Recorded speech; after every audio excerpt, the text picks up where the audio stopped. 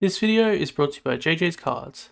Jamie provides affordable singles and splits of both Digimon and Vanguard at great rates. Get your orders in now for 1.5 by clicking on the link below and letting know Lachlan from the Degenerates had sent you over. Thank you.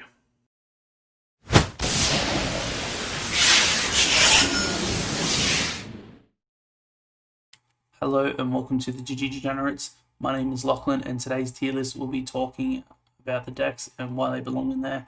I spoiled this the other night just to start some discussion, and I said I would post a video explaining why I put certain decks in where they belong.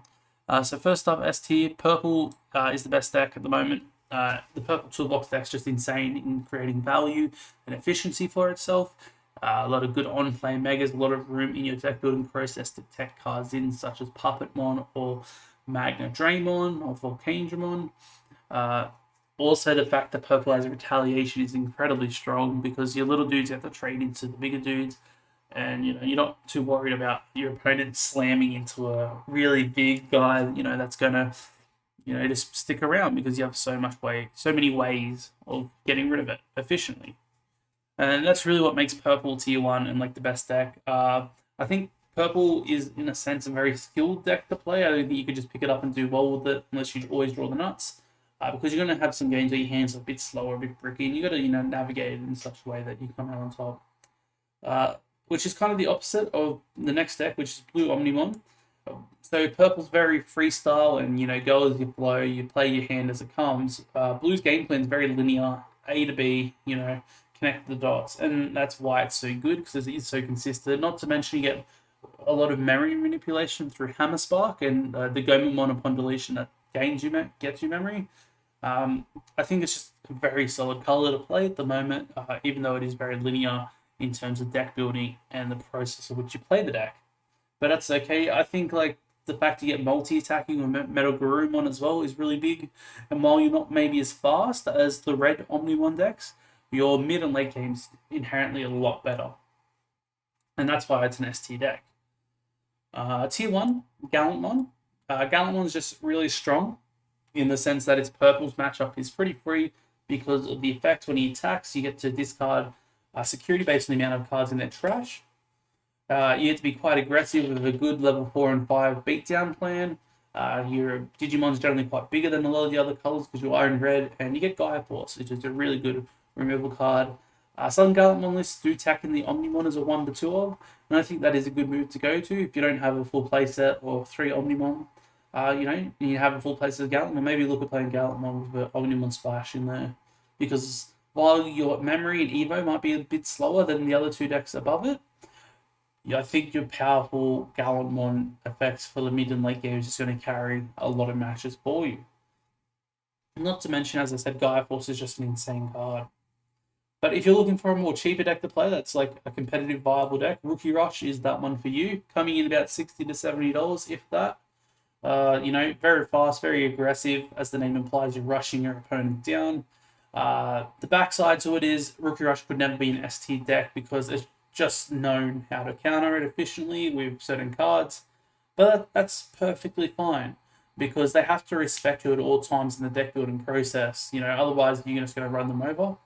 My favorite build of Rookie Rush currently is the blue-green build. Plays Flower Cannon and Puppetmon as a top end. That way you can push through blockers for damage, and secure lethal. I think Rookie Rush, really solid deck. I expect to see a lot of it at the webcam event just because it is so cheap to build. Anyone that opened cases could probably build, 2 or 3 Rookie Rush decks and sell them off, So I think that's why they're going to be in circulation quite a bit. My last tier 1 deck, Red Omnimon. I alluded to why I think it's not an S tier pick when I was talking about the blue one, but just to go over it, I think you're a bit slower in the mid to late game, but your early game is a lot better. I think Gaia Force, while a good card, isn't the best card as people make it out to be because it is so much memory and generally passes your turn to play it. Getting Gaia Force off the security is a really good feeling. It's incredibly strong though, so that's really fair if you do like that.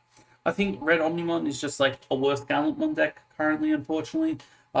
You don't have the good level for vanillas that come out in 1.5. So that's why it's a tier 1 deck, but it's still a very solid pick if you did want to play it. Next up, tier 2. Top of tier 2, Millennium on Black. I originally had the green deck here as the first pick, but I think Turbo Millie is better now. I've thought about it and spoken to some other people. I just think Black, as in a whole, doesn't have enough good cards to make a cohesive deck that's solid enough to go up into Tier 1 currently. Millennium One's the best card in the game, don't get me wrong. I love that card a lot as well.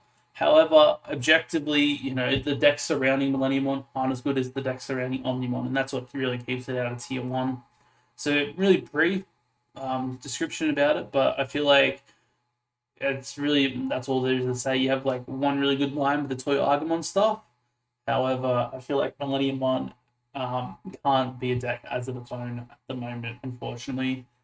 Moving on, Green is second Tier 2 deck. I think Green is really strong in the sense that if you get too much memory as Green, you're probably just going to kill your opponent if you've set up enough.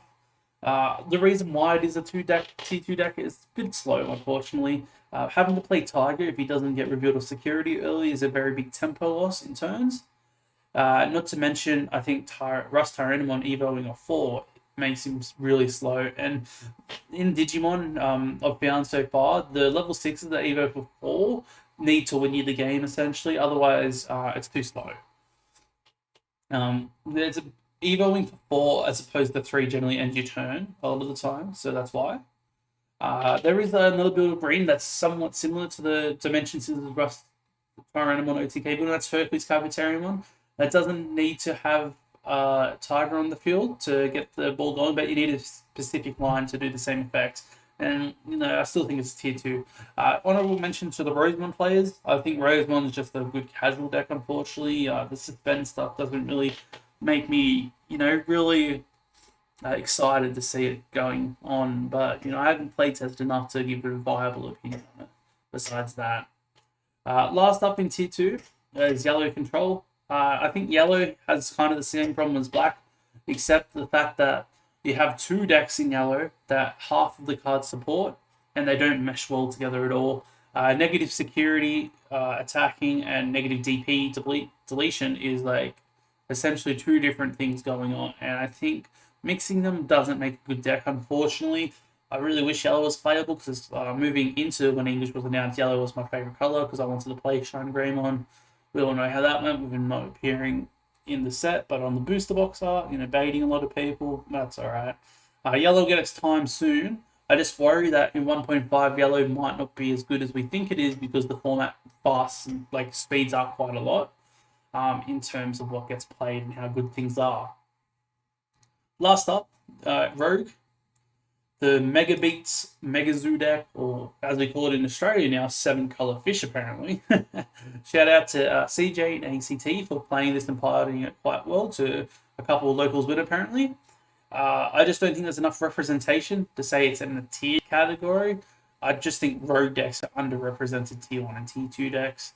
I think the biggest weakness of this deck though is you can force your opponent to play a certain Mega every turn by how you build your board, and they can only get to play one level 5 to 6 generally a turn. I think he's done a smart thing. He includes a couple of Omnimon in the sample list, so provided I've also played one Millennium Mon in it. And I think that's the way to go. If you get an early level 7, it's very devastating against a lot of decks, and it's very powerful. I just think, unfortunately, until I see it do well, at a bigger level than a local scene, I can't really put it into a Tier 1 or Tier 2 category, and I need to see more people play it. If it's just one person, that person can just be a very skilled player, unfortunately. But I think it's a very cool and interesting looking deck, and surprisingly, it's probably one of the most expensive decks in the game because of the amount of super rare plays. Anyway, that's the tier list. As I said, in the description below, some sample lists of all the decks I've just spoken about. Shout out to JJ again, always helping us with singles and everything like that. Check him out. In the description as well is his link. But yeah, looking forward to speak about the game next time. Thank you.